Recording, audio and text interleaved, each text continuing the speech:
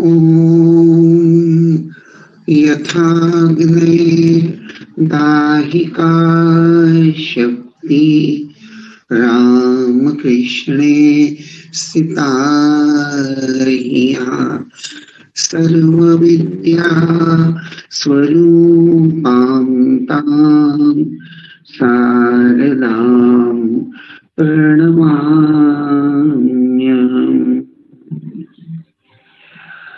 নমস্কার, আমি আপনাদের সকলকে স্বাগত জানাই নিশ্চয়ই।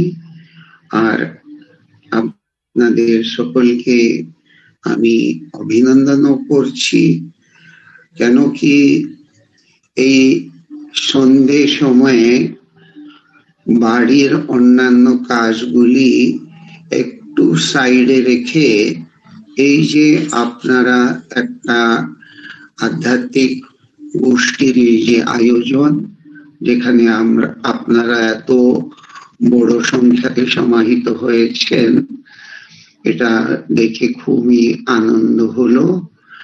আর প্রারম্ভে আপনাকে একটা কথা বলে দিই, বেঙ্গল ছেড়ে 20 বছর আমি বেলুড় মঠে ছিলাম, আর তারপরে যে বেঙ্গল আমি পুনাতে চলে এলাম ট্রান্সফার হয়ে।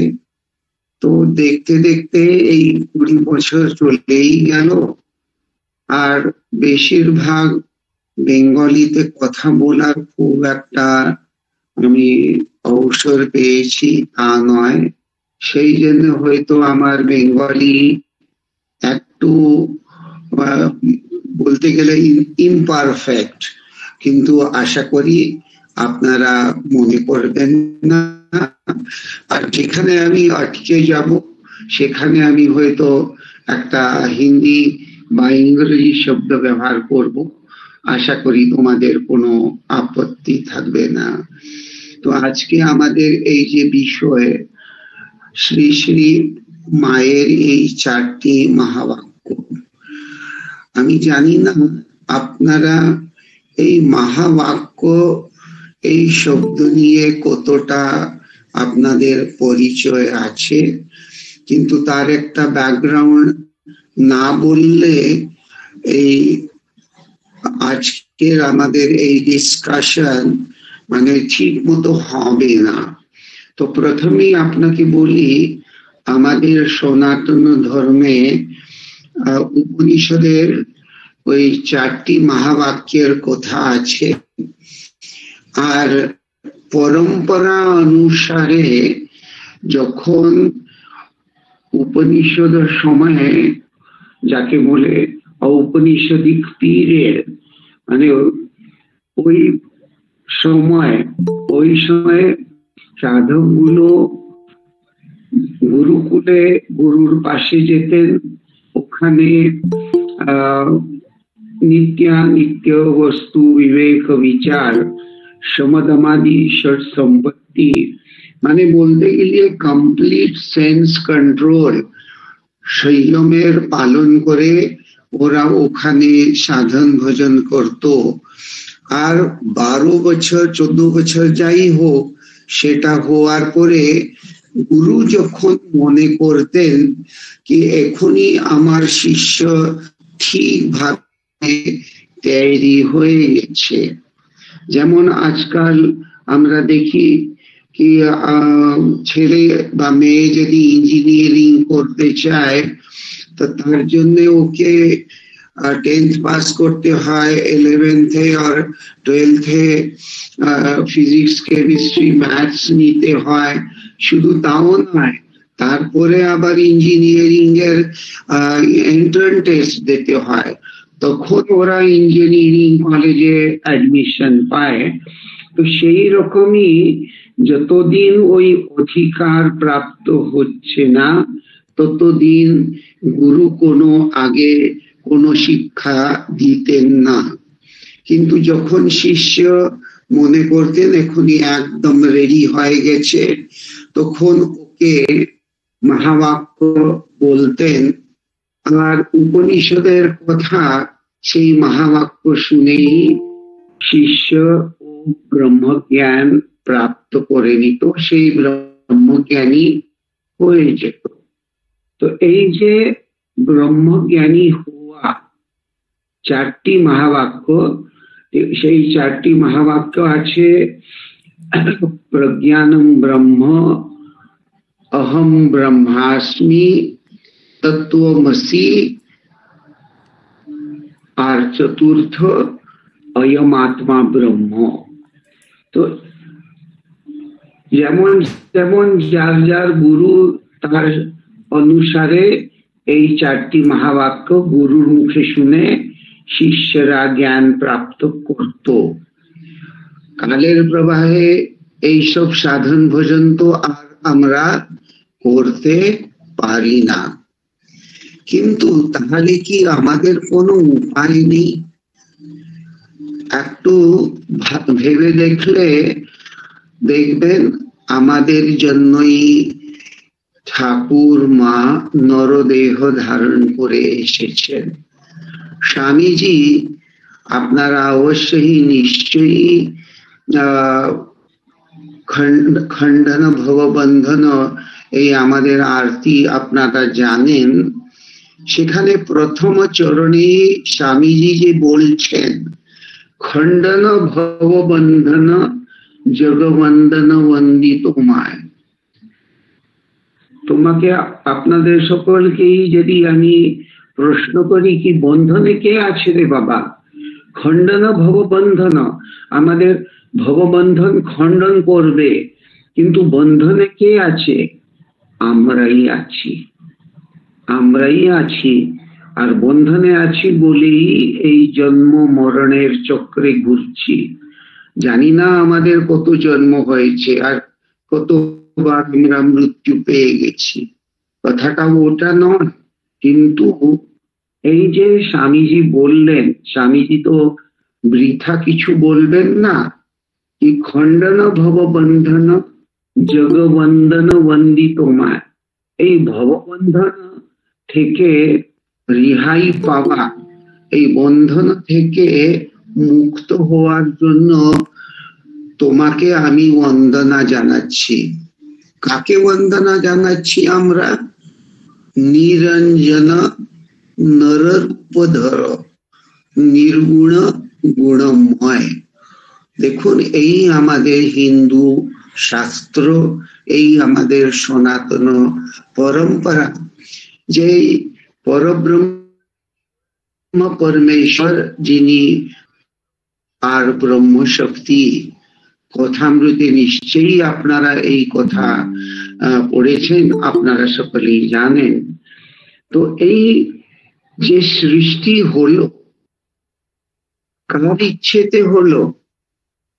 সেই একই নির্গুণ নিরাকার ব্রহ্ম, সে ভাবছে একোহম বহুস্ত্যামহ, আমি একা একা আছি, আমি বহু হব, আমার একা একা ভালো লাগছে না, আমার অনেকগুলো হতে ইচ্ছে করছে। আর বাস, ওর ব্রহ্মশক্তির আধারে এই সংসারের রচনা হয়ে গেল। আর পরব্রহ্ম, এই ব্রহ্ম সকলের সৃষ্টিতে বসে গেল। আমাদের সকলেরই অন্তরে অ্যাকচুয়ালি ওই ব্রহ্মই আছেন। আর এই ব্রহ্ম শক্তি উনি কি করলেন? উনি তো ব্রহ্মের শক্তি, তো পরব্রহ্মের শক্তি, ব্রহ্মের আদেশেই বলুন এই সংসার উনি রচলেন, ব্রহ্মশক্তি। কিন্তু তারপরে উনি ভাবলেন কি সৃষ্টি তো হলো, মনুষ্য সব তৈরি হয়ে গেল, ওর মধ্যে ব্রহ্মও ঢুকে গেল, কিন্তু এরা যদি জ্ঞানী হয়ে যায় বা এদের জ্ঞান ঠনঠনে যদি থাকে, তাহলে তো এই এই বহু হওয়ার আনন্দ হয়তো পাবে না। তার জন্য এই ব্রহ্মশক্তি, ইনি মায়া, ইনি কি করলেন? আমাদের মধ্যেই এই দেহবোধ প্রবল করে দিলেন। এই মায়ার আবরণ, আমরা অজ্ঞানের আবরণে ঢেকে আছি। সেই জন্যই আমরা ফট করে জ্ঞানী হতে পারবো না, পারি না। তাহলে কি আমরা এইভাবেই কষ্টে থাকবো? তাহলে ভগবান বলছে, পরব্রহ্ম বলছে, না বাবা, আমি নরদেহ ধারণ করে আসছি, আর ঠাকুর মা নরদেহ ধারণ করে এই পৃথিবীতে এসেছেন। আজকে আমাদের এই যে বিষয়, শ্রী শ্রী মায়ের মহাবাক্য, এর গাম্ভীর্য, গভীরতা আশা করি আপনারা নিশ্চয়ই বুঝতে পারছেন। এই যে মহাবাক্যের কথা আমি আপনাকে আজকে বলছি, আমি এটা রামকৃষ্ণ সংঘের একজন প্রবীণ সন্ন্যাসী, তার কাছে শুনেছি। আর উনিও এইসব কথা শ্রী শ্রী মায়ের মন্ত্র শিষ্য স্বামী গৌরীশ্বরানন্দ, আপনাদের অনেকেই হয়তো জানেন, যিনি রামমায় মহারাজ বলে আমাদের রামকৃষ্ণ মঠ মিশনে বিখ্যাত, সবাই জানেন রামমায় মহারাজ। স্বামী গৌরীশ্বরানন্দ, উনি 9th স্ট্যান্ডার্ডে যখন বদামগঞ্জ থেকে পড়াশোনা করতেন, তখন জয়রাবাটি মায়ের কাছে উনি যাতায়াত শুরু করলেন। তো যখন উনি প্রায় 90-র কাছাকাছি উনি বেলুর মঠে ছিলেন, উনিও আমাদের এই কথা বহুবার বলতেন কি, বাবা মনে রেখো, মায়ের শরণ না নিলে এই সংসার, এই ভবসাগর পার করা বড্ড কঠিন। আর উনি এই 4টি মহাবাক্য যাকে বলি, বা উনিও এই মহাবাক্যটি প্রয়োগ করতেন আর বলতেন, এটা মায়ের মুখে আমি নিজে শুনেছি।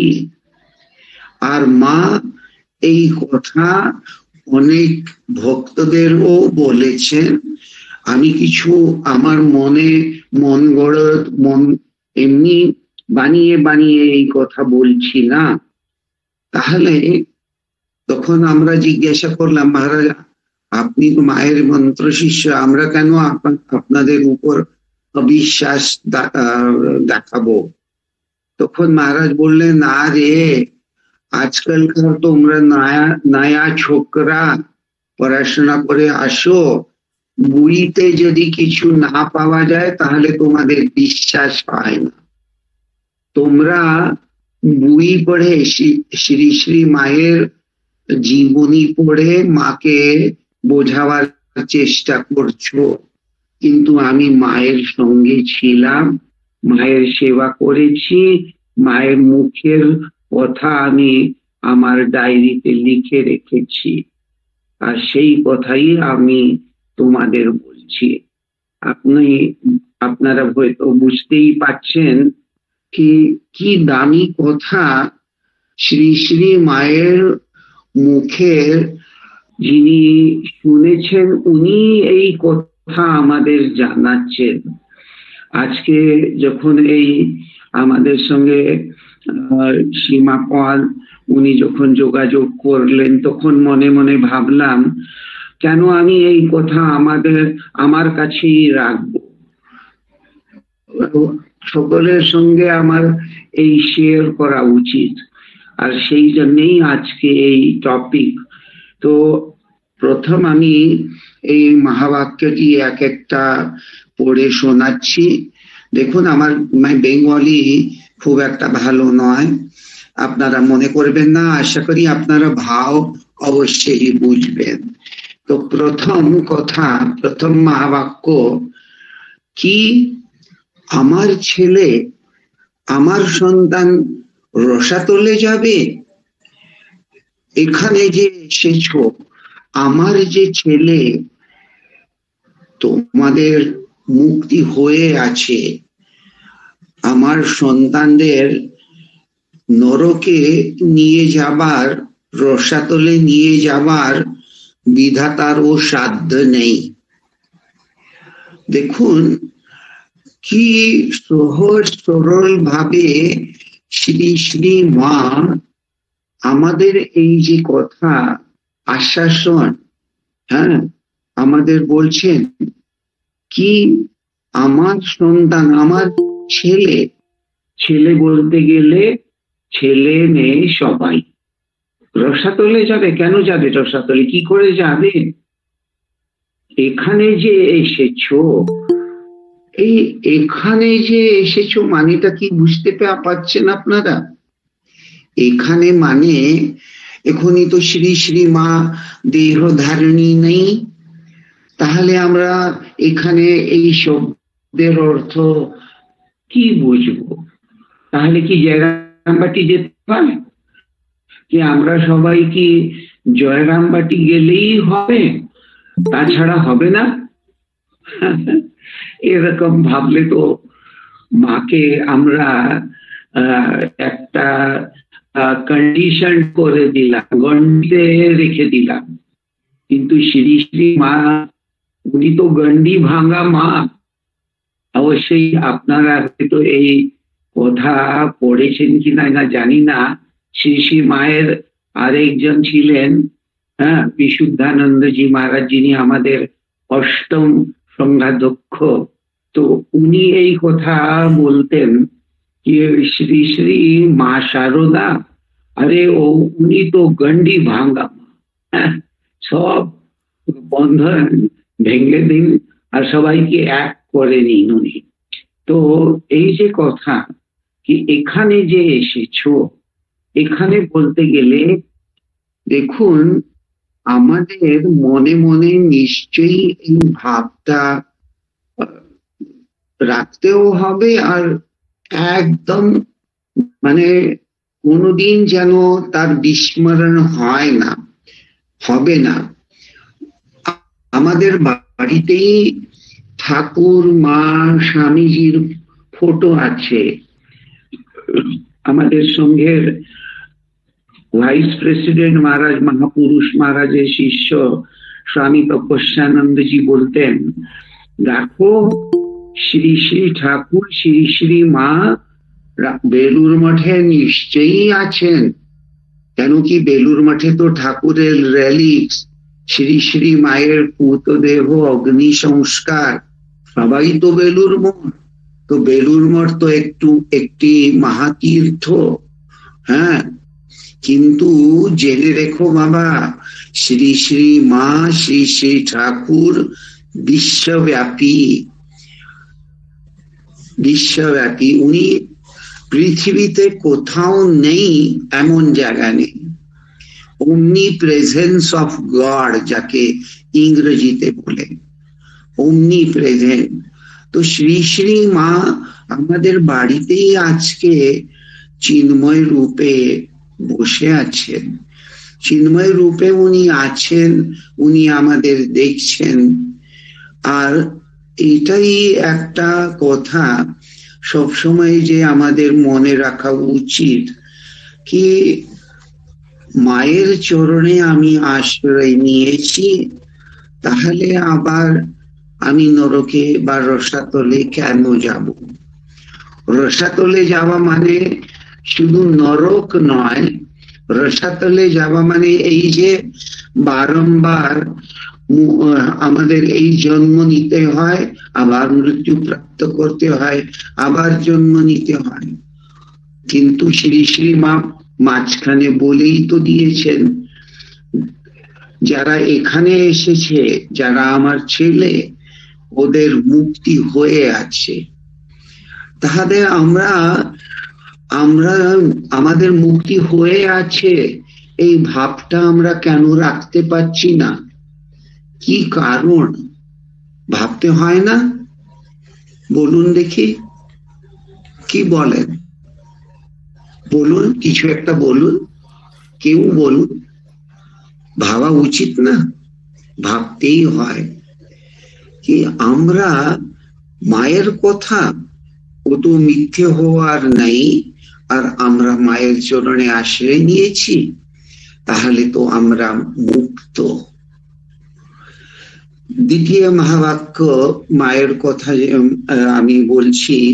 মা বলছেন, এটা বড় পপুলার, আপনারা অনেকেই হয়তো এটা জানেন।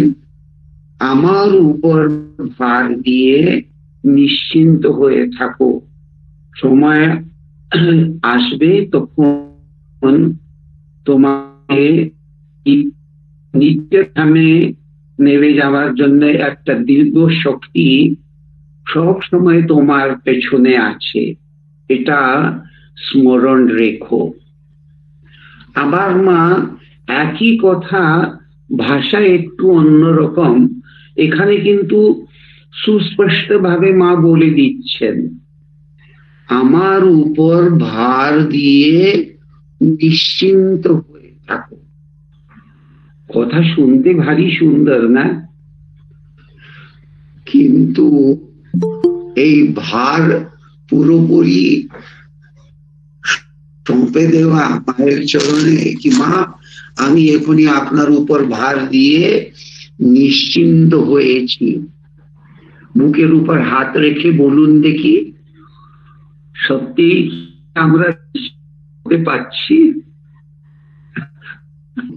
এই যে ভূতেশানন্দজি মহারাজ একবার বললেন, আমরাই এই কথা তুলেছিলাম, তখন মহারাজ বললেন, মায়ের কথা তো মিথ্যে নেই বাবা, কিন্তু তুমি নিজের অন্তঃকরণে একটু খুঁজে দেখো, তুমি কি সত্যি সত্যি মায়ের উপর ভার দিয়ে নিশ্চিন্ত হতে পারছো?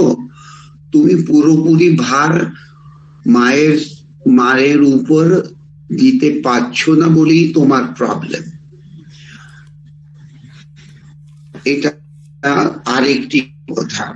ওয়ান বাই ওয়ান আমরা এগোবো, তারপরে আরো ডিসকাশন করব। এরপরে তৃতীয় মহাবাক্য, মা বলছেন, মা কখন নিজের সন্তানকে ভুলতে পারে বাবা?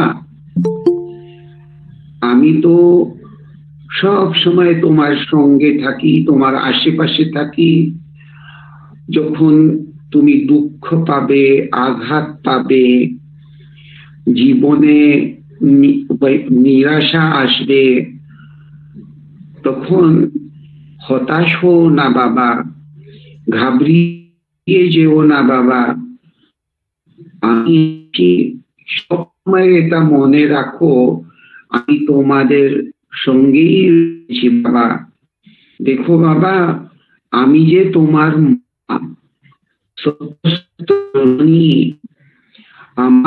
আমার মতন মা থাকতে তোমাদের ভয় কিসের বাবা?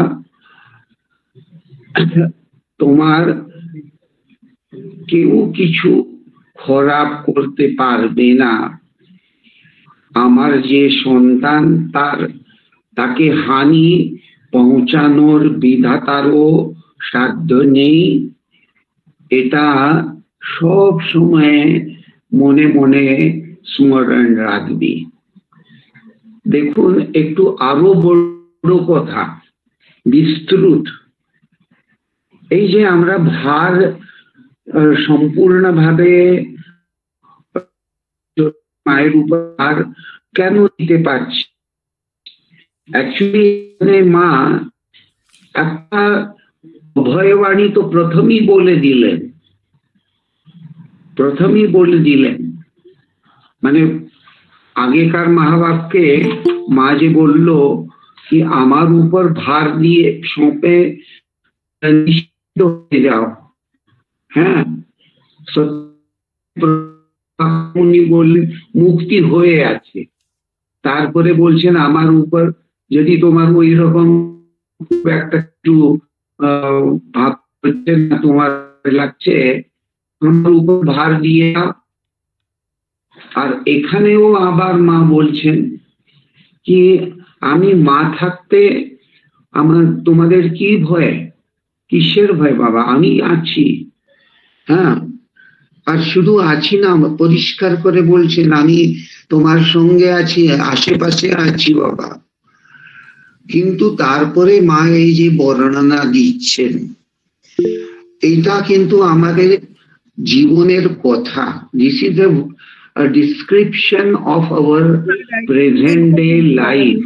এটা আমাদের জীবনের কাহিনী। যেন যখন মা বলছেন যে যখন তুমি দুঃখী হয়ে যাও, যখন জীবনে কোনো আঘাত পাবে, কোনো বিপদ আসবে, তখন হতাশ হও না বাবা, ঘাবড়িয়ে যেও না। হ্যাঁ, তো এই যে আমি বললাম কি এই সংসারে সবাই আমরা কিছু না কিছু কখনো কখনো দুঃখী হয়ে যাই। হ্যাঁ, কখনো আমাদের আত্মীয় স্বজন আমাদের অপমান করে, কখনো আমরা যাকে খুব আমার নিজের বন্ধু বলি, আপনজন মনে করি, হয়তো সেই লোকটিও কিছু এমন কথা বলে দিল যে আমাদের মন খারাপ করে গেল। কখনো শরীর অসুস্থ হয়ে পড়ে, নানান কারণে মানুষ দুঃখ পায়। কিন্তু একটা কথা আমি নিশ্চয়ই বলবো, সেটা হচ্ছে এই যে আমরা বারবার জন্ম মরণ, এটাই আসল দুঃখ। বাকি দুঃখ তো আসে আর চলেও যায় হয়তো। হ্যাঁ, তো সেই জন্য এখানে মা যা বলে দিল কি দেখো, সংসারে থাকতে গেলে তুমি দুঃখী হো, দুঃখ আসবে, কোনো আঘাত পাবে। আঘাত বলতে গেলে শুধু অ্যাক্সিডেন্ট নয়, অনেক সময় এই আমাদের জিহ্বা, হ্যাঁ আমাদের বাণী ভীষণ একটা তলোয়ার, সে মিষ্টি কথাও বলে আর অনেক কটু কথাও বলে।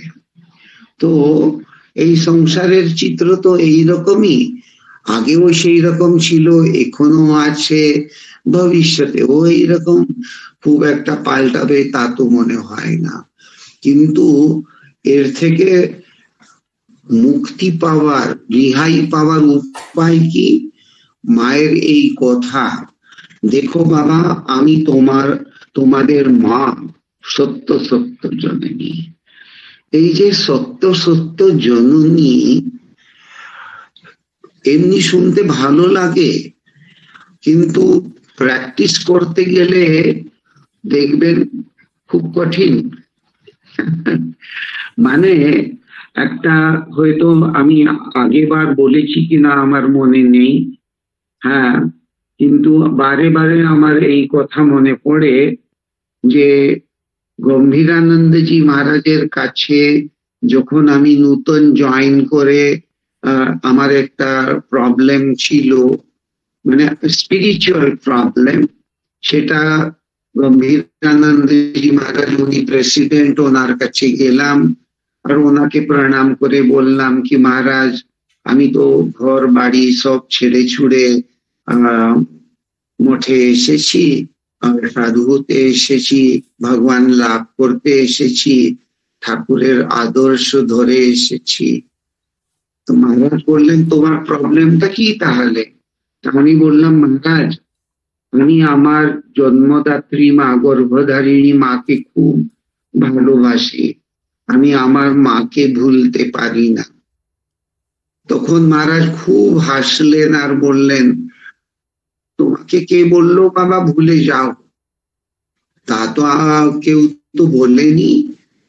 তো আমি বললাম তাহলে মহারাজ আমি স্পিরিচুয়াল প্রোগ্রেস করতে পারবো তো?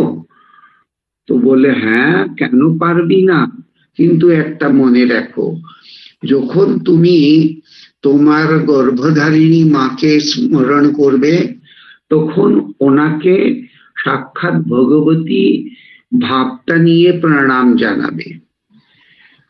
উপনিষদে বলাই আছে মাতৃদেব ভব, তাহলে তোমার যে জন্মদাত্রী মা জননী, ওকে তুমি ভগবতী জ্ঞানে প্রণাম করবে। জ্ঞান বলতে গেলে মনে মনে ভাব নেবি আর প্রণাম করবার সময় বলবি, হে ভগবতী, হে আত্মা শক্তি, আমি তোমাকে প্রণাম জানাচ্ছি। আর যখন তুমি শ্রী শ্রী মায়ের মন্দিরে যাবে, তখন যখন প্রণাম করবে, তখন মাকে প্রণাম করে, ইনি আমার জন্মদাত্রী মা, শ্রী শ্রী মা শারদার গর্ভ থেকেই আমার জন্ম। বলে দেখো, এই সংসার কার গর্ভে? এই গর্ভ বিশ্ব প্রসবিনী, এই বিশ্ব প্রসবিনী তো মা শারদা। তাহলে আমরা সকলেই তো অ্যাকচুয়ালি মায়ের সন্তান। বলে দেখো, মনে রেখো, মায়ের বর্ণনা করতে গিয়ে অভেদানন্দজি প্রকৃতিম পরমাম অভয়াম বরদাম এইভাবে স্তুতি প্রারম্ভ করেছেন। প্রকৃতিম পরমাম, উনি আদ্যাশক্তি, উনি ভগবতী। হ্যাঁ, প্রকৃতিম পরমাম অভয়াম বরদাম। ও ভয়, আমরা তো সব ভয়ে আতঙ্কিত, কখনো এই ভয়, কখনো ওই ভয়। কিন্তু শ্রী শ্রী মা শারদা এই যে প্রকৃতিম পরমাম আদ্যাশক্তি, ভয় মুক্ত করার জন্যে বরদান দিতে এসেছেন। তো এই বরদান গম্ভীরানন্দজি মহারাজ বললেন, দেখো বাবা, শ্রী শ্রী মাকে প্রণাম করতে গিয়ে কি চাইবে তার একটা বিবেক করবি। চাইলে উনি সংসারের যা কিছু জিনিস সব দিতে পারেন, আর উনি মুক্তিও দিতে পারেন। প্রশ্নটা আছে তোমার, তুমি মাকে গিয়ে কি চাইবে। মানে এই যে কথা, আপনারা হয়তো এই অবজাজানন্দজি মহারাজের একটা বই আছে মায়ের উপর, রিসেন্টলি গত বছর হয়তো প্রকাশিত হয়েছে। ওখানে একটা ভারী সুন্দর ঘটনার বর্ণনা আছে, সেই সংক্ষেপে বলছি। শ্রী শ্রী মা ঠাকুরের তো সমাধি হয়ে গেছে, আর শ্রী শ্রী মা, গোলাপ মা, যোগিন মা আর ব্রহ্মচারী সেবক এইসব দল নিয়ে কালীঘাটে দর্শন করতে গিয়েছে।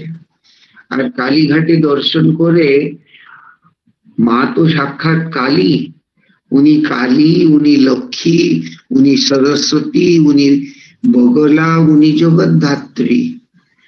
তো ওই হিসেবে কালীঘাটে মাকে দর্শন করতে করতে শ্রী শ্রী মা ভাবস্থ হয়ে গেলেন। গোলাপ মা, যোগিন মা, সেবিকা ওনার ধরে ধরে বাইরে আনলেন, আর তারপরে ওরা সব নকুলেশ্বর শিবের দর্শন করতে এগোচ্ছে। এমন সময় একজন তন্ত্র সাধিকা, একটি ভৈরবী, ওর পুরোটা খোলা কেশ, মানে এলোকেশি যেন বলতে পারি, পুরোটা চুল খোলা, আর হাতে একটা ত্রিশূলের মতো কি একটা আছে ইত্যাদি। উনি তন্ত্র সাধিকা তো ভৈরবী। তো উনি হঠাৎ করে মায়ের সামনে দাঁড়িয়ে পড়লেন। সবাই থেমে গেল, মা ভাবস্থ। আর সেই ভৈরবী গান ধরলো, কেমন করে হরের ঘরে ছিলি উমা বল মাতায়। সেই গান গেয়ে যাচ্ছে, সবাই শুনছে। আর পরে শ্রী শ্রী মা ওই সেবককে একটু ইশারা করে জানালেন, ওকে কিছু দাও বাবা। ব্রহ্মচারী সেবক যে ছিল, সে কিছু টাকা নিয়ে সেই ভৈরবীর হাতে তুলে দিল। সে ভৈরবী ওই টাকা দেখে ফেলে দিল চিৎকার করে, টাকা দিচ্ছ, তুমি কি ভেবেছো? হ্যাঁ, যাও যাও, যেখানে তোমার যাবার ইচ্ছে যাও, কিন্তু যার কাছে যে পাওয়া, যে চাওয়া, তাই চাইতে হয়। যার কাছে যে পাওয়া সেটাই, এটা আমার লাগবে না, যাও যাও। তো উনি মাকে একটু সাইড হয়ে গেলেন, মা আগে চলে গেলেন।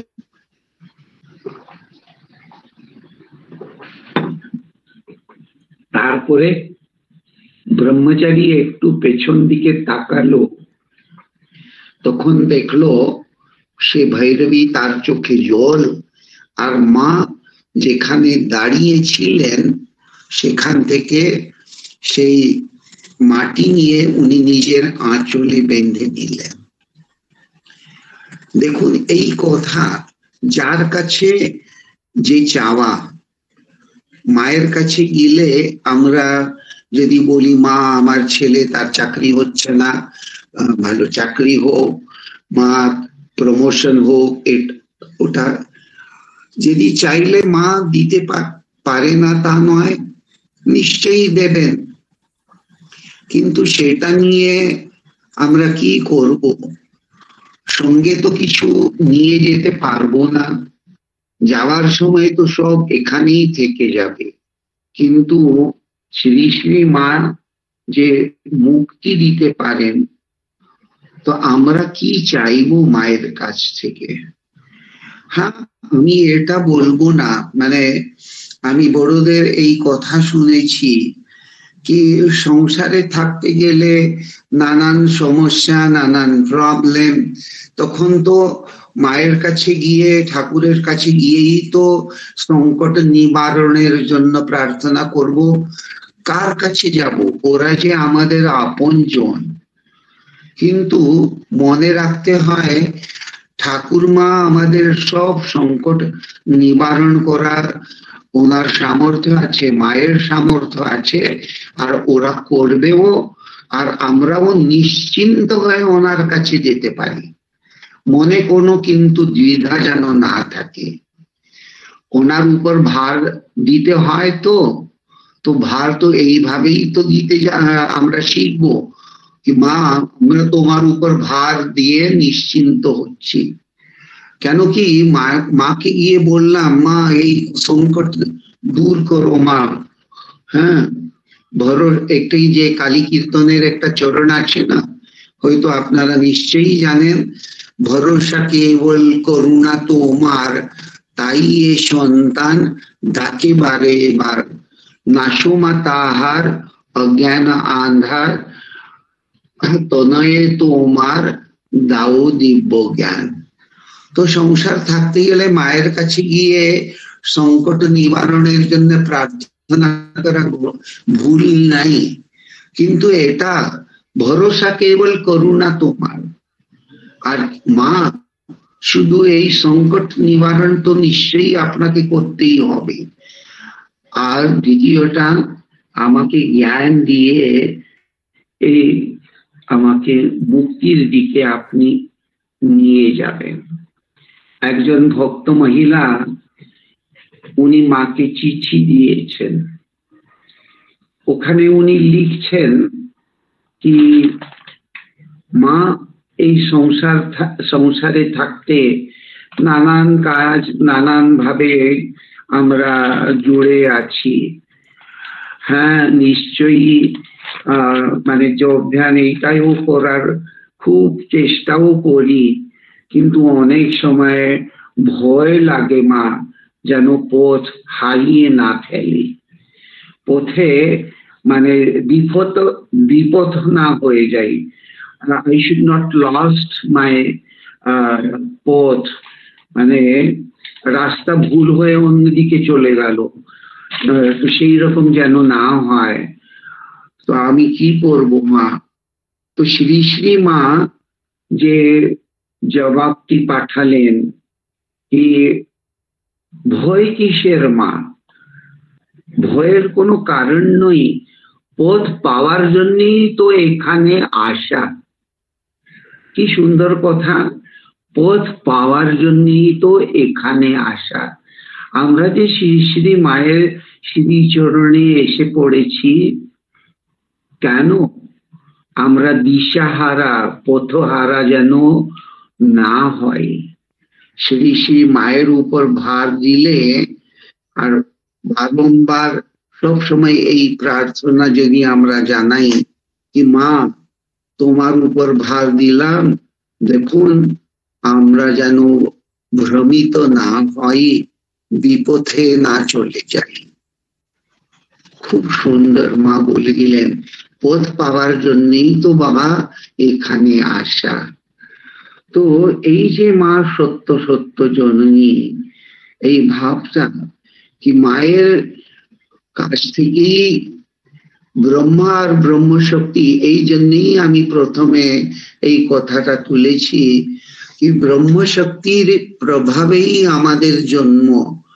হ্যাঁ, এই যে অভেদানন্দের কথা আমি বললাম কি উপায় কি, হ্যাঁ, ওই প্রকৃতি পরমাম স্তোত্রে রামকৃষ্ণ গত প্রাণাম তন্নাম শ্রবণ প্রিয়াম তদ্ভাव रंजिताकाराम तस्मै देव्यै नमो नमः। रामकृष्ण तन्नाम श्रवण प्रिया। তো সব সময় যদি আমরা এই মনে রাখি যে আমরা ঠাকুর মায়ের শরণাগত, রামকৃষ্ণ গত প্রাণা তন্নাম শ্রবণ প্রিয়া, সব সময় আমরা ঠাকুরের মায়ের নাম করব, তাতে মা খুব আনন্দিত হয়ে যাবে। তো এই ভাবটা ধরে ধরেই আমাদের চলতে হবে। एक्चुअली पवित्रं चरितं यस्य पवित्रं जीवनं तथा पवित्रता स्वरूपिण्यै तस्यै देव्यै नमो नमः। पवित्रं चरितं यस्य, যার চরিত্র, যার সম্পূর্ণ life is full of purity. তো এই যে আমরা পবিত্রতা স্বরূপিণী শ্রী শ্রী মায়ের আমরা সন্তান, তাহলে আমরা মলিন কি করে হলো? আমরা কেন মলিন? আমরা অমৃতস্য পুত্রা, আমরা শ্রী শ্রী মায়ের পবিত্রতা স্বরূপিণীর আমরা ছেলে মেয়ে, আমরাও পবিত্র, আমরাও পবিত্র। তো এই ভাবটা মা বলছেন সবসময় মনে রাখার চেষ্টা করো। আর চতুর্থ মহাবাক্য মা বলছেন, ভয় কিসের বাবা, তোমার পেছনে এমন একটা দিব্য শক্তি বিরাজমান আছে, এটা সব সময় জেনে রাখো। মানে এই মহাবাক্য খুব ইম্পর্টেন্ট সব দিকে বলতে গেলে।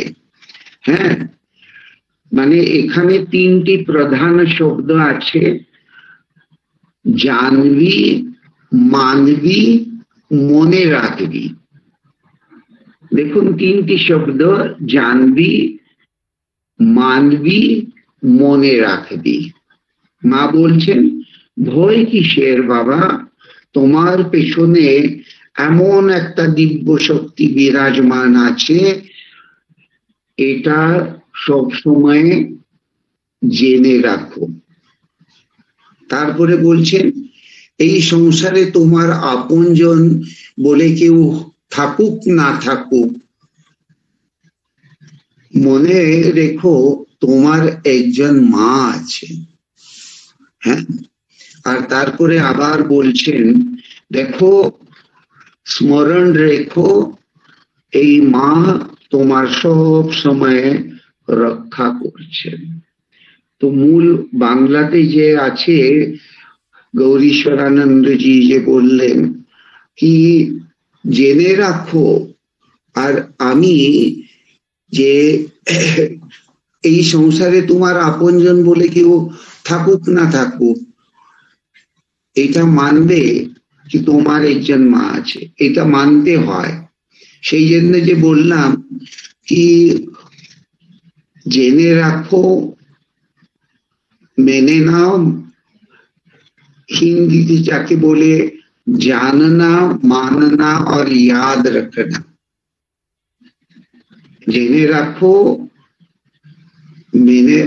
মেনে নাও তোমার একজন মা আছেন, আর সবসময় যেন এটা স্মরণ থাকে। দেখুন, জাননা, জেনে রেখো তোমার পেছনে একটা দিব্য শক্তি আছে, এটা জানতে হয়। জানতে হয় মানে এটা কি, যেন উপনিষদের ভাষাতে এই স্মরণ মনন নিদিধ্যাসন, শ্রী শ্রী মা সাক্ষাৎ পরমা প্রকৃতি, উনি আদ্যা শক্তি, উনি সত্য সত্য জননী, এইসব তো হয়ে গেল জানা, এইসব জানা হয়ে গেল। কিন্তু এই আদ্যা শক্তি বিশ্বজননী, তিনি আমার আপন জন। হয়তো আমি একটা কথা বলি, আপনারা অনেকেই সহমত হবে না। অ্যাকচুয়ালি এই আমার কথা নয়, পরম পূজ্যপাদ ভূতেশানন্দজি মহারাজের কাছে আমি ফ্যাক্স নিয়ে যেতাম। তখন একদিন মহারাজ বললেন, এ রাজেন, তুমি বলো দেখি, এই অষ্টভুজা মা দুর্গা যদি তোমার সামনে প্রকট হবে, তাহলে তুমি কি করবে, কি হবে তোমার? তো আমি বললাম, মহারাজ বাবা, অষ্টভুজা মা দুর্গা আমি প্রণাম অবশ্যই করব মহারাজ, কিন্তু একটু ভয় লাগবে মহারাজ। মহারাজ বললেন, কেন? তুমি দৌড়ে দৌড়ে গিয়ে, তুমি তো সন্তান না, ছেলে, তাহলে দৌড়ে দৌড়ে গিয়ে মায়ের কাছে গিয়ে এরকম জড়িয়ে ধরবে না কেন? ছোট বয়সে কি তুমি যখন বাচ্চা ছেলে ছিলে, 3 বছর 4 বছর, তখন দৌড়ে দৌড়ে এসে মাকে ফট করে ধরে ফেলতেন না ভয় পেলে? আমি বললাম, হ্যাঁ মহারাজ, ওটা তো ছোট বয়সে দৌড়ে দৌড়ে এসে যদি ভয় পেতাম, তাহলে দৌড়ে দৌড়ে এসে মাকে ধট করে ধরে নিতাম, সেই কোমরে এইরকম হাত দিয়ে। তো মহারাজ বললেন, কেন? তাহলে মা দুর্গার সঙ্গে কি ওইভাবে করতে পারবে না? তা আমি বললাম, মহারাজ, ফ্রম প্রিন্সিপাল তত্ত্ব দিকে দেখলে তো কথাটা ঠিকই, কিন্তু কি জানি বাপু, এই অস্ত্র শস্ত্র ধারিণী অষ্টভুজা দশভুজা আর এই সিংহের উপর ওই বিরাজমান, ওই সব দেখে তো আমি তো ভয়ে থরথর, আমার খারাপ অবস্থা হয়ে যাবে।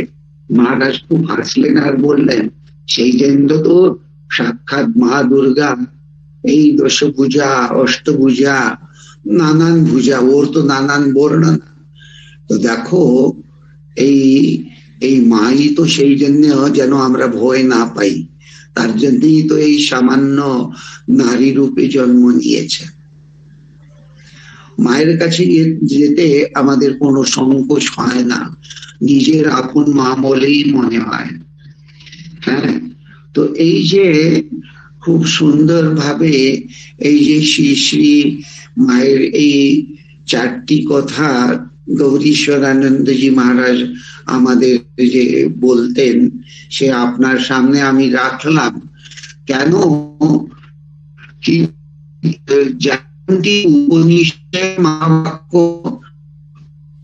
শিষ্যকে ব্রহ্মজ্ঞান দিয়ে মুক্তির অধিকারী করত, সেই রকম এখানে আমরা দেখতে পাচ্ছি আমাদের মতো সামান্য জীব, আমাদের মধ্যে কত কি ময়লা আছে কি না আছে, শরীরপু আমাদের কষ্ট দেয়, এমন কিন্তু মা তো বলেই দিলেন কি আমি যে মা বাবা, যদি আমার ছেলে আমার সন্তান যদি ধুলো এইসব মেখে যদি নোংরা করে ফেলে, আমি তো মা, আমাকেই পরিষ্কার করতে হবে। তো এত শুনতে হয়। হ্যাঁ, তো এই যে খুব সুন্দর ভাবে এই যে শ্রী শ্রী মায়ের এই চারটি কথা গৌরীশ্বরানন্দজি মহারাজ আমাদের যে বলতেন, সে আপনার সামনে আমি রাখলাম। কেন? তো এত সুন্দর কথা, এই উপনিষদেরই কথা, কিন্তু কি সুন্দর বলিলেন। কেন কি আমরা তো সেই রকম নিত্য বস্তু বিবেক বিচার সমদমাদি ষট সম্পত্তি কই আমরা কি ওই রকম পালন করতে পারছি? বাবা আমি আছি, আমি আছি। তো আজকে এই যে আপনার সঙ্গে আমি এই আমার কিছু কথা একটু শেয়ার করলাম, আশা করি আপনাদের নিশ্চয়ই ভালো লেগেছে। আর আমার তো খুব আনন্দ হয় যখন মায়ের কিছু কথা বলতে হয়। বলতে গেলে আপনারা যদি বলেন কি স্বামী বিবেকানন্দের উপর কিছু লেকচার দাও, তো আমি ভীষণ ভয়ান্বিত হয়ে যাই, আমি খুব ভয় পাই। আমি স্বামীজির উপর লেকচার দিতে পারি না। মানে দেয় মাঝে মাঝে সন্ন্যাসী বলে, তো রামকৃষ্ণ মঠের সঙ্গের সন্ন্যাসী 12ই জানুয়ারি কোথায় কোথাও দিয়ে তো স্বামীজির উপর লেকচার তো দিতেই হয়। কিন্তু আপনার সামনে খোলাখুলি বলে দিচ্ছি, আমি ভেতরে ভেতরে মাকে বলি, মা আমি এইসব স্বামীজির কথা বড্ড কঠিন লাগে মা, আমি কি করে বলবো, তুমি বলিয়ে না। রইল শ্রী ঠাকুর, তো ঠাকুরের কাছে যাব। তো রামকৃষ্ণ সঙ্গের আমি তখন বেলুর মঠে আরোগ্য ভবনে রাজা মহারাজ অখণ্ডানন্দজি মহারাজ মহাপুরুষ মহারাজের কয়েকটি শিষ্য ছিল। ওনার কাছে গিয়েছি, ঠাকুরের তিথি পুজো প্রণাম করেছি। তো উনি বললেন কি রে, আজকে তো ঠাকুরের তিথি পুজো। তো আমি বললাম হ্যাঁ মহারাজ। তো বলে কি করলি তুমি? আমি বললাম মহারাজ আর কি করব, ঠাকুরের কাছে গিয়ে প্রার্থনা করলাম কি ঠাকুর আমাকে ভক্তি দাও, বৈরাগ্য দাও, জ্ঞান দাও। তো মহারাজ হাসছেন আর বলছেন, বাবারি বাবা, তুমি কি নিজে নরেন্দ্র ভেবেছ? হ্যাঁ নরেন্দ্র চেয়েছিল রে। দেখো মনে রেখো, এই ঠাকুর বড় টাস্ক মাস্টার। ওর কাছে গেলে বলবে হ্যাঁ মাঝরাতে 12টার পরে উঠবে, হাত মুখ ধুয়ে 12টার মাঝরাতে বসে জপ করো। হ্যাঁ ভোর এই ব্রাহ্ম মুহূর্তে উঠে পড়ো, জপ করতে বসো। এই ঘুমোতেই দেবে না তোমাকে, বারবার কাছে এসে বলবে এই কি ঘুমোচ্ছ, উঠো। সেই সে মাকে তো ঘুমোতে দিতেন না। তো বলে এই ঠাকুরের কাছে বেশি যাওয়া ঠিক নয় বাবা, ঠাকুরের কাছে গিয়ে প্রণাম করে চলে আসবি। আর মায়ের কাছে গেলে আমরা তো মায়ের ছেলে, মায়ের কাছে আবদার চলে, মায়ের কাছে গিয়ে একটু অভিমানও করতে পারে, মায়ের সঙ্গে ঝগড়াও করতে পারিবে। তো কেন কি শ্রী শ্রী মা ও কোনো কিছু আমরা উল্টা পাল্টা বললেও উনি কিছু মনে করবেন না, কেন কি উনি যে মা সত্য সত্য জননী। তো আজকে শ্রী শ্রী মায়ের শ্রী চরণে আপনাদের সকলের মঙ্গলের কামনা করে প্রার্থনা করছি কি ও মা, আমরা তো তোমার অবোধ ছেলে মেয়ে, আমরা তোমার মহিমা কি জানি আর কি তোমার মহিমা গান করব। যা কিছু তুমি যেমন বলাচ্ছ, যেমনটি নাচাও তেমনি তো আমরা নাচছি মা। তো তুমি এই সংসারে আমাদের যত থাকতে হয় থাকবো, যেমন আপনার ইচ্ছে, কিন্তু মা আমাদের হাতটা যেন ধরে রাখবি, আমাদের হাত ছাড়া হবি না। হ্যাঁ, আমার হাতটা ধরে রাখবি টিল এন্ড, যতদিন আমি বাঁচি মা আমার হাত ধরে রাখো। তো আপনাদের সকলকে আমি আমার আমি আপনাদের ভেতরে সকলের ভেতরেই শ্রী শ্রী মা শ্রী শ্রী ঠাকুর বিরাজমান। তো আপনাদের সকলের হৃদয়ে যে ঠাকুর মা বসে আছেন ওনার শ্রী চরণে প্রণাম জানাচ্ছি, বন্দন করছি। আর আমার এই কথা এখানে শেষ করছি। ধন্যবাদ।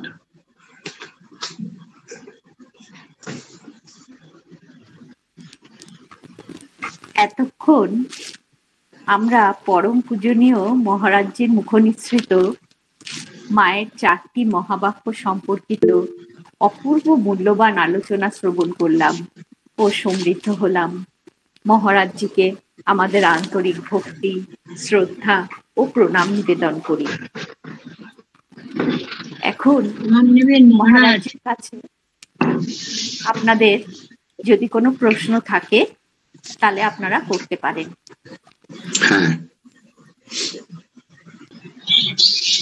নমস্কার মহারাজ, আমার প্রণাম নেবেন। আমি নাগেরবাজার রামকৃষ্ণ সারদা সংঘ থেকে বলছি। মহারাজ, আপনার এত সুন্দর কথা, ভাবের কথা এত সাধারণ ভাবে সুন্দর ভাবে বললেন। আপনার কথার পরিপ্রেক্ষিতে এইটুকুই বলতে মন চাইছে যে মা যে আমার বুক জুড়ানো ধন, মা নামটি নিয়ে আমি কাটাই অনেক। এটি যেন আমাদের জীবনের একমাত্র চাহিদা হয় মহারাজ, আর কিছু বলার। অপূর্ব কথা শুনলাম, প্রাণ মন ভরে গেল মহারাজ। আমাদের প্রণাম নেবেন। প্রণাম। ওটা সব মায়েরই কৃপা। হ্যাঁ মহারাজ, মা বড় কাছের মানুষ, যার কাছে সব কিছু অকপটে বলা যায়। হ্যাঁ, অকপটে বলা যায়, বিনা কিছু সংকোচ নেই, কিছু নেই, সরল ভাবে যা কিছু আমরা বলতে পারি আর বলাও উচিত। মায়ের কাছে গিয়ে অন্তত ভেতরে একটা বাইরে একটা বটেই ভালো না। আসলে মহারাজ, মা তো আমাদের চপ মুড়ি খাওয়া মা না। হ্যাঁ, জয়রাম বাটির চপ মুড়ি খাওয়া মা তো। আমরা মা কালিয়া পোলাও পছন্দ করেন না, তাই মা সাধারণ কথা সাধারণ ভাবে আপনি এত সুন্দর করে বললেন মহারাজ, প্রাণটা ভরে গেল। একটা মজার কথা বলছি। হ্যাঁ মহারাজ। হ্যাঁ, যখন আমি বেলুড় মঠে ছিলাম তো কিছু একটা বিশেষ কারণে আমাকে চেন্নাই পাঠানো হলো। তো চেন্নাই যখন গেলাম, চেন্নাইতে 4টি আমাদের সেন্টার, তো টি নগর বলে একটা সেন্টার, ওখানে আমাকে ইমার্জেন্সি বলে পাঠানো হলো। তো ওখানে গিয়ে কনফারেন্স এলো, তখন ওখানকার সেক্রেটারি মহারাজ উনি তো হেড কনফারেন্স অ্যাটেন্ড করার জন্য বেলুড় মঠ চলে গেলেন। আর আমি তখন ব্রহ্মচারী, আর সেন্টারে অ্যাসিস্ট্যান্ট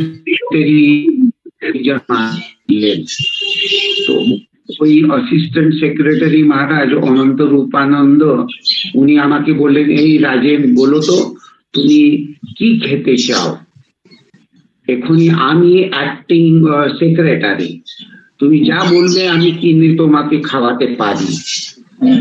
তা আমি বললাম, মহারাজ সত্যি আমি যা চাইবো আপনি আমাকে খাওয়াতে পারেন? হ্যাঁ বলো। তখন আমি বললাম, মহারাজ আমি একটু সাদা মুড়ি আর ওর সঙ্গে এই মটর আছে না, মটর শুটকি বলে, গ্রিন পিস, হ্যাঁ, তো ওটা আমি খেতে চাই। তখন মহারাজ বললেন, দুধ শালা তুমি এটা কি চাইলে, কেন চাইলে বলো তো? তুমি হয়তো কষাটা আইসক্রিম চাইতে পারতো, এই চেন্নাইতে তুমি সিঙ্গাড়া চাইতে পারতো, তো তুমি ওটা না কিছু চেয়ে এটা কি চাইলে? আমি মানে তুমি তো আমাকে মুশকিলে ফেলে দিলে। আমি বললাম দেখুন মহারাজ, শ্রী মা যখন তেলোভেলো ময়দান, ওখান থেকে বাবা মা ওই ডাকাত বাবা ডাকাত মা ওর সঙ্গে তারকেশ্বরে যাচ্ছে, তখন ওই ডাকাত মা কি করলো, সেই রাস্তাঘাটে যে মানে ক্ষেত বাড়ি আছে যে সেখান থেকে মটর, ফ্রেশ মটর তুলে ওই খুলে খুলে দানা আর মুড়ি দিয়ে যাচ্ছে মাকে। আমি বললাম মহারাজ আমি ওইভাবেই ওটা খেতে চাই। তো মহারাজ বললে বাবা তোমার সঙ্গে পারবো না, তুমি যে যাও মাকেই বলো, উনি খাইয়ে দেবেন তোমার। যে ঠাকুরের পার্শ্বদরা ছিলেন তাদের যে সন্ন্যাসী সন্তান তাদেরও সাহচর্য পেয়েছেন, তাই না? হ্যাঁ হ্যাঁ, মানে আমি গৌরীশ্বরা মায়ের সন্তান বলতে গেলে মানে গৌরীশ্বরানন্দজি মহারাজ, আদিনাথানন্দজি মহারাজ, চিন্তাহরণ মহারাজ, এই তিনটি মায়ের সন্তান, ওদের সঙ্গে দেখা হয়েছে। আর দেবানন্দজি মহারাজ, দেবানন্দজি আর বালাই মহারাজ, কাশীশ্বরানন্দজি ওরা রাজা মহারাজের শিষ্য। আর অন্যান্য গোপীনাথানন্দ অনেকেই ছিল। মতি মহারাজ ছিলেন শিবস্বরূপানন্দ, উনি মহাপুরুষ মহারাজের সেবক আর সন্তান, মহাপুরুষ মহারাজের মন্ত্র শিষ্য স্বামী তপস্যানন্দ। তো এদের সকলের সঙ্গে মিলামেশা করার, বিশেষ করে তপস্যানন্দজি মহারাজ, আত্মস্থানন্দজি মহারাজ, গহনানন্দজি মহারাজ, প্রভানন্দজি মহারাজ, এদের সকলের সঙ্গেই সহজ সরল ভাবে মানে ওদের পবিত্র সঙ্গ আমি পেয়েছি। অফকোর্স আমার গুরুদেব পরম পূজ্য ভূতেশানন্দজি মহারাজ, ওনার সঙ্গে তো প্রায় 89 to 98 প্রায় ওনার কাছে আমি রোজই যেতাম প্রায় বলতে গেলে। আমার সৌভাগ্য গত জন্মের কিছু হয়তো সুকৃত ছিল বলে এটা হলো। মহারাজ প্রণাম। মহারাজ রামময় মহারাজের সঙ্গে একটুখানি কিছু বলুন। রামময় মহারাজের সঙ্গে দেখা হয়েছে। এই যে বললাম রামময় মহারাজের কাছ থেকেই এই মহাবাক্যটি এইসব শুনেছি। আর এমনি পরিণত বয়সে আমরা দেখেছি তখন উনি বেশি খুব একটা কথা বলতেন তা নয়, মোরারলেস খুব শান্তভাবেই বসে থাকতেন। আর একটু জোর করেই বলতে হতো কি মায়ের সম্বন্ধে কিছুটা বলুন, মায়ের সম্বন্ধে কিছুটা বলুন। তো একটা ঘটনা, ওটা আমি যে বললাম মানে ওটা বলতে উনি একটা বললেন কি উনি তখন এই আমোদরে চান করতে যেতেন। তো আমোদরে চান করতে, এটা পাবলিশও হয়েছে, হ্যাঁ মানে আমি ওদের ওনার মুখেও শুনেছি, কিন্তু এখনই তো এই বই রূপে প্রকাশিত হয়েছে। তো উনি আমোদরে যেতেন আর ওখান থেকে জল নিয়ে আসতেন। তো আর মানে কলসিতে রেখে দিতেন। তো একদিন হলো মা ডেকে বলল এই জল কে এনেছে? বলে আমি এনেছি। কে বললো তোমাকে আনতে? কখনো আনবি না, আজকে আনলি তো ঠিক আছে, আগামীকাল পরে আনবি না।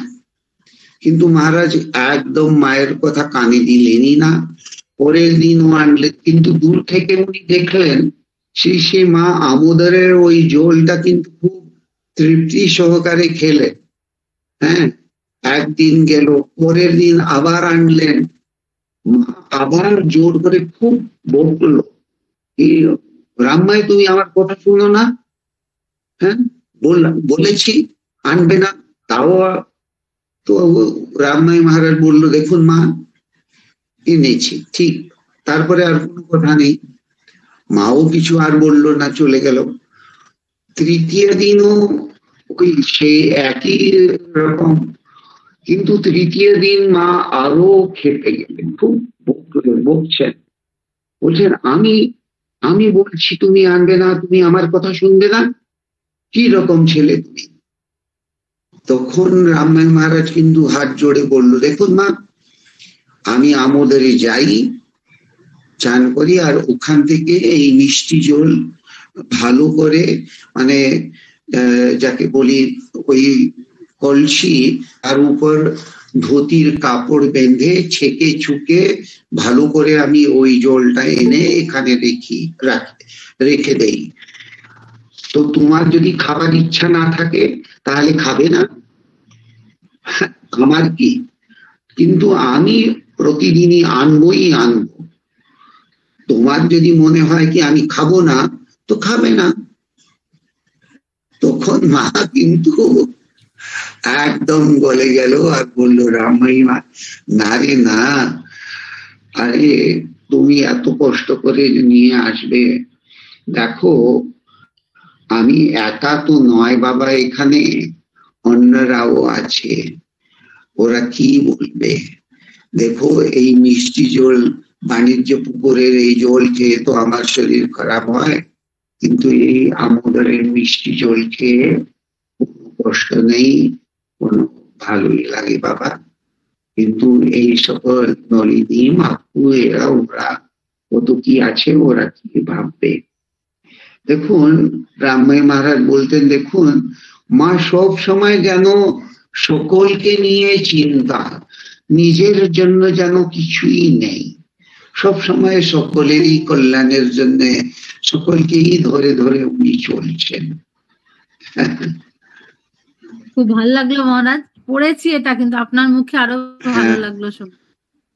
হ্যাঁ, নেবেন প্রণাম। অনুষ্ঠান এবার সমাপ্তির দিকে, এখন সমাপ্তি সঙ্গীত নিবেদন করবেন মৌসুমী মজুমদার দিদি।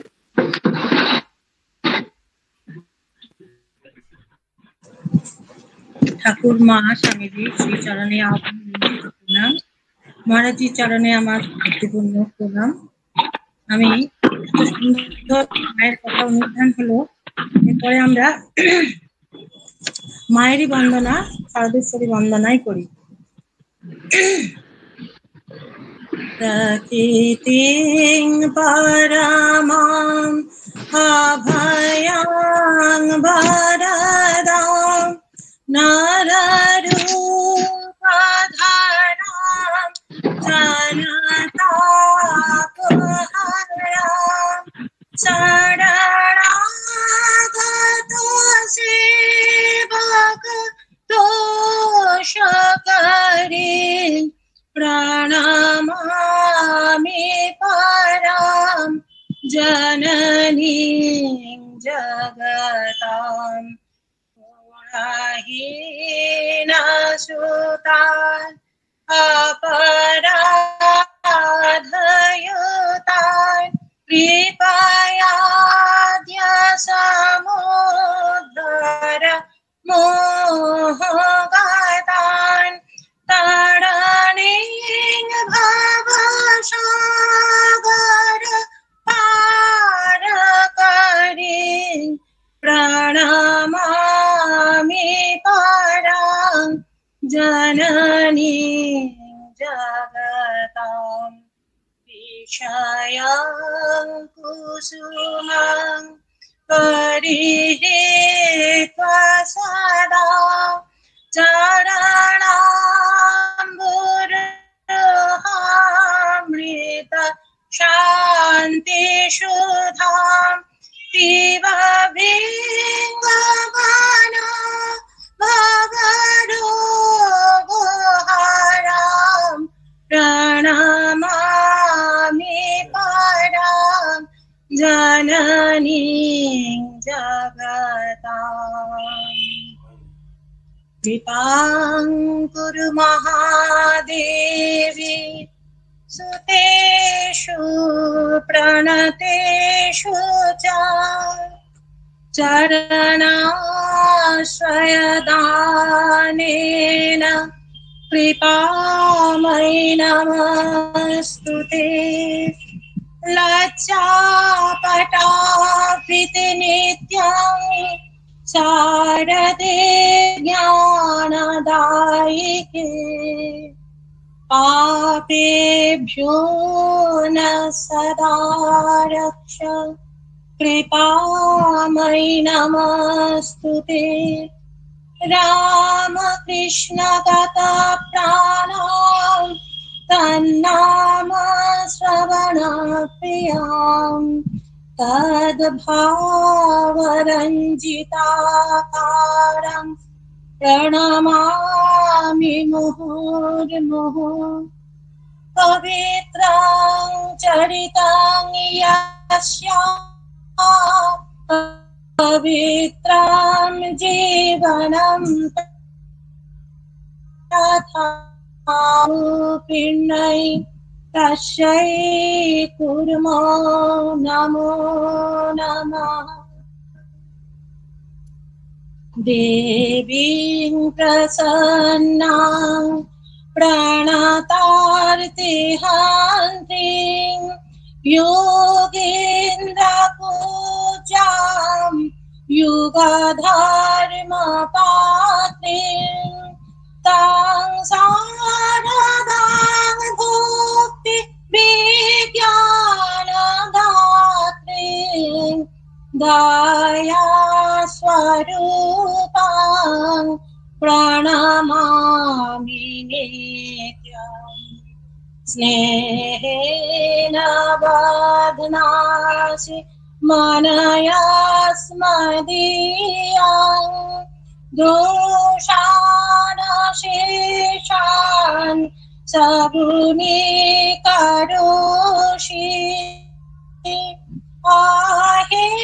आहेतुनानो दयोशेषान्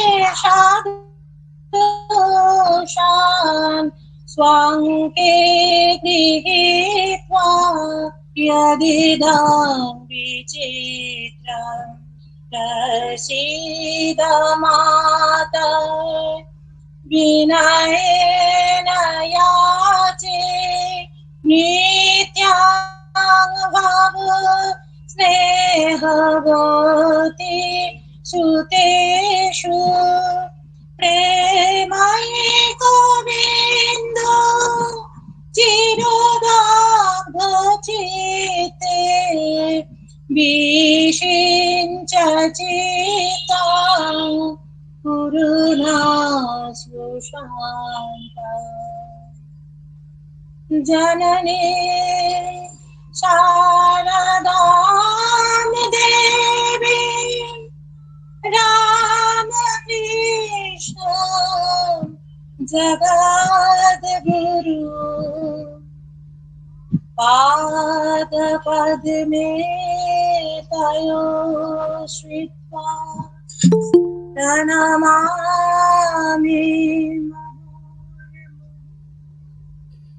प्रणमामि